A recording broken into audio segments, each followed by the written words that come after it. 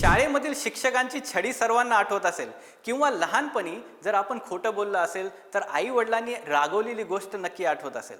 तर समाजाच्या वेगवेगळ्या घटकांमध्ये लहानपणापासून आपल्या आयुष्यावरती काही महत्त्वाचा रोल प्ले केलेला असतो आपली व्हॅल्यू सिस्टीम बनवण्यासाठी.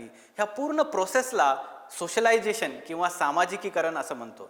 तर सर्वात महत्त्वाचे असे 5 घटक कोणते जे आपल्या सामाजिकीकरणावरती परिणाम करणारे आहेत?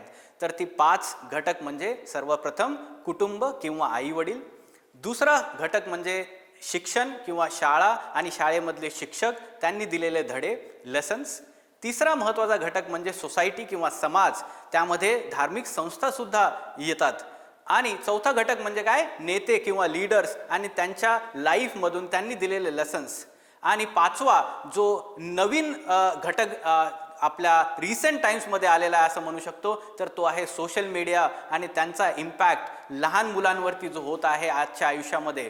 तर ही 5 मूलभूत घटक तुम्हाला लक्षात ठेवायचे आहेत आणि त्यांचे डिटेल एक्सप्लेनेशन मी एका व्हिडिओमध्ये एक्सप्लेन केलेलं आहे. त्याचे डिस्क्रिप्शनमध्ये तुम्हाला लिंक दिलेली आहे. तो व्हिडिओ नक्की पहा आणि त्याला लाईक करा, शेअर करा आणि तुमच्या मित्रांना कळवा की किती महत्त्वाचे हे लेसन्स तुम्हाला व्हिडिओज तुम्हाला मिळत आहेत आणि नक्की त्यांना ह्या गोष्टीचा फायदा होईल एथिक्स सब्जेक्टमध्ये जास्तीत जास्त मार्क मिळवण्यासाठी.